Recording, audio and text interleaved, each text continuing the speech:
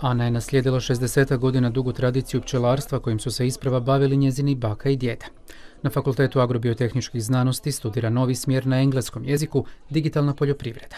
Meni je osobni interes ostati u Hrvatskoj zato što smatram da smo jedna bogata regija, pogotovo Slavonija, i da ovdje imamo apsolutno velik potencijal za unapređenje te poljoprivredne proizvodnje, a engleski jezik je dodatni plus ako bismo tražili možda neke strane investitore da nam pomognu, ali kažem, bazirala bih se na našoj regiji, posebno Slavoniji. Ana planira znanje stečeno tijekom studiranja implementirati u obiteljski pčelarski posao.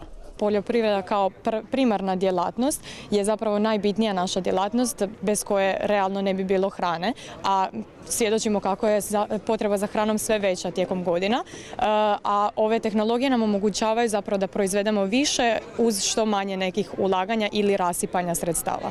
Iz Stipo je naslijedio obiteljski posao. Otac mu se bavio povrtlarstvom, a on sada proširuje proizvodnju uvođenjem novih tehnologija i inovacija.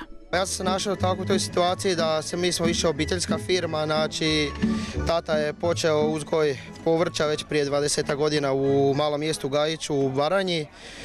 Brat je nastavio, evo ja polako ulazim u posao, učim od brata i tata, znači širimo se više obiteljski, zapošljavamo lokalno stanovništvo, već preko 30 stalnih radnika imamo i ukratko to. Evo, danas između ostaloga posebno je pod povećalom zapravo primjena suvremenih tehnologija u proizvodnji. Znamo da kod vas imamo suvremenu proizvodnju, na neki način vi upravo proizvodite po tim nekim zelenim principima, pa evo ako nam možete reći što napraviti da u sred, dakle pred kraj gotovo listopada mi imamo ovako rajčicu, jednu veliku, zelenu, crvenu, zdravu. Pa dobro, znači naš je uzgoj u plastenicima, hidroponski uzgoj rajčice, to je kontrolirani su uvjeti, mada je ova godina kao i za sve bila i za nas specifična, ona velike temperature u 7. mjesecu ostavile su traga ipak na ovim kasnijim mjesecima, ali pošto sam rekao već kontrolirani uvjeti, znači pravovremeno zalijevanje, pravovremeni neki gnojivo. Također moram naglasiti da je to sve pod biološkom zaštitom, znači nema kemijskog tretiranja, znači oprašivanje bumbari što uveliko pomaže sada u ovim danima, pošto je i sunčano, znači bumbari rade i dalje punom parom, nema veze što nije vani 25-30 stupnjeva, to nadomješujemo tako što grijemo po cijele dan i također po cijelu noć, što je vrlo bitno. Temperatura ujutro pada oko 4-5 stupnjeva, a kod nas u plasteniku je oko 20 stupnja, što uveliko pomaže ovakvim prinosima. Sad, poljoprivreda u prošlosti je značila odete u polje, nešto zasadite, čekate, što se kaže, molite se dragom Bogu da će biti kiše ili dosta sunca. Kod vas ide zapravo, sad poljoprivreda više nije takva, vi se stalno morate razvijati, morate učiti, cijelo vrijeme zapravo poljoprivrednik je, sad možemo slobodno reći, znanstvenik u funkciji poljoprivrede. Pa tako, i upravo točno kažete, znači mi imamo svakih 2 mjeseca šaljemo analizu biljku u Nizozemsku, posebne laboratorije, gdje nam oni šalju povratnu informaciju, šta fali biljki, koje gnojivo, koje mikroelement ili makroelement. Mi tako, kad pravimo prihranu, mi to dobijemo zapravo gotov recept za prihranu i potom radimo prihranu. To što ste rekli da je cijelogodišnje, znači više nema poljoprivreda na par mjeseci odmora, znači nama kreće nova proizvodnja za 2 mjeseca, nove presadnice su već naručene, u 12. mjesecu se sadi, nadamo se da će prvi plod već doći u 2. 3. mjesecu.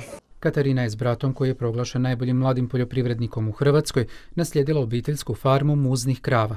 Od sigurne propasti spasilo ih je ulaganje u proizvodnju sira. Mljekarstvo je na koljenima odavno, ali sad je dotaklo dno dna. Upravo je to zašto smo brat i ja preuzeli od naših roditelja koji su pokrenuli, znači, mliječnu farmu, jel da? Mljekarstvo, nemam riječi, možemo se nadati budućnosti, mi opstajemo i plivamo nekako na površini čisto iz razloga što pretvaramo, znači, u finalni proizvod. Vaš finalni proizvod je poznat između ostalog zato što imate jako veliku diversifikaciju proizvoda. Imate sireve s okusima, imate čak i u jednom siru sir sa 4 okusa. Evo, kako je tržište reagiralo na te, možemo slobodno reći, inovacije koje ste vi uveli, na taj način uspjeli unaprijediti svoju poljoprivrednu proizvodnju? Pa mi možemo biti zahvalni. Recimo, kupci su to prihvatili, normalno kao i na početku svaki proizvod prvo se onako malo reagira s oprezom, ali eto nekako upornošću mislim da smo kvalitetom tu gdje jesmo. Jožef se prije 5 godina upustio u uzgoj batata. Kupci sve više prepoznaju prednost domaćeg proizvoda, a iako interes na tržištu raste, problem je proizvodnja pod otvorenim nebom, uz sušu, čak i uz uvođenje dodatnih mjera. Batata imamo prosječno oko 20 tona po hektaru, a ove godine zbog suše malo slabije, oko 10 tona, 10-11 tona. Imamo sustav navodnjavanja kap na kap, ali bilo je problema sa vodom, pa nismo imali vode. Ovi mladi poljoprivrednici dio su sajma OPG-ova koji se ove godine održao u okviru proslave 62. rođendana Fakulteta agrobiotehničkih znanosti. Ovaj fakultet u stvari predstavlja stožerni fakultet za cijelu Slavoniju, Baranju i Srijem. On je nositelj naše poljoprivredne proizvodnje, kod naših i obiteljskih poljoprivrednih gospodarstava, ali i kod velikih samih sustava, jer uspijevamo transformirati znanje i tehnologije. Danas na našem fakultetu provodimo preko 25 milijuna kuna vrijednih projekata koji u stvari podrazumijevaju stvaranje određenih patenata, izuma koji će naši poljoprivredni proizvođači i veliki sustavi implementirati u svoje proizvodnje, na taj način povećati cjelokupnu proizvodnju, stvoriti veći dohodak, a ono što želim posebno reći i naglasiti da naš fakultet kroz svoju dugogodišnju tradiciju jeste u stvari stup koji na neki način zadržava mlade na ruralnom prostoru jer daje određeno znanje koje može iskoristiti u svojim komparativnim prednostima, stvoriti veći dohodak, stvoriti mogućnost da opstanu sa svojim obiteljima i da sutra mogu normalno funkcionirati na samome tržištu.